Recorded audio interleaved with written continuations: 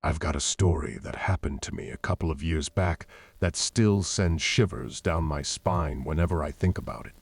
I was 18 then, finishing up high school, and my parents were out for the night at some dinner party.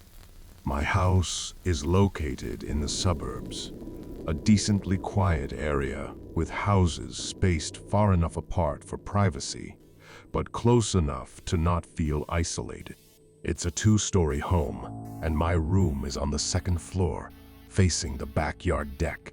My folks told me they wouldn't be back until late, so I was pumped about having the place to myself. Ordered some pizza, fired up my gaming console, and just settled into a cozy night alone. You know, the usual. Everything was fine until it wasn't.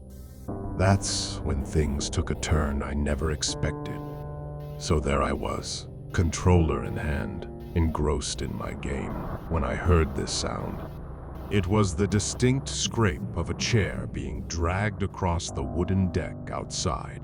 It was one of those noises that you can't mistake for anything else, and it was loud enough that I couldn't ignore it. My first thought was, is it my parents?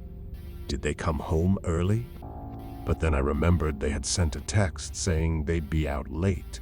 I paused my game and listened intently, straining to hear any other sound. Silence. It was dead quiet. Feeling my heart rate pick up, I cautiously walked over to the window that overlooked the deck. My hand trembled a bit as I pulled the curtain aside just enough to take a peek. What I saw nearly knocked the wind out of me. There was a stranger, a man, sitting in one of our deck chairs. Just sitting there, staring at the house. Panic started to creep in. I thought about calling the cops, but then what? What if he heard me on the phone? What if he decided to break in before they got here? I felt incredibly vulnerable, a sensation that amplified when I heard the sound of footsteps coming from the deck, headed towards the sliding door that led into the house. My heart was pounding like a drum as I quickly retreated from the window, careful not to make any noise. I knew I had to act fast. The footsteps were getting louder, and then I heard the sound of the sliding door handle jiggling. This guy was actually trying to break into my house. I didn't know what weapon I could use. I was scrambling mentally through the list of items in my home. Then it hit me, the baseball bat in my closet. I dashed to my room, grabbed the bat, and dialed 911, keeping the operator on a low-volume speakerphone as I crept back toward the living room. I stood there, bat raised, just a few feet from the sliding door. The jiggling intensified, growing more desperate. And then, as if in response to my sheer will for him to stop, it ceased. For a moment, everything was eerily quiet, and I felt a false sense of relief wash over me. That relief shattered when I heard a loud crash, the sound of glass breaking from the kitchen window. This guy was now inside my house. I tightened my grip on the bat, trying to muster whatever courage I had left. My eyes widened as I saw a shadow creep into the hallway. It was him, the stranger from the deck. I took a deep breath, my grip sweaty against the wood of the bat.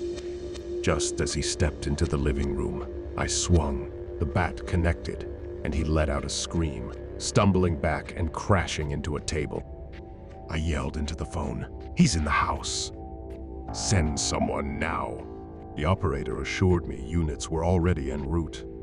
The guy scrambled back toward the kitchen, probably realizing that staying would mean getting arrested or worse. I heard the sound of footsteps sprinting out the broken kitchen window, followed by the distant thud of someone jumping off the deck. I didn't pursue. I was not about to risk leaving the relative safety of my home. Moments later, the wailing of police sirens filled the air, and the flashing red and blue lights cast shifting shadows through the windows. The cops did a sweep of the area, but couldn't find the guy. They took my statement, commended me for my quick thinking, and said they'd increase patrols in the neighborhood.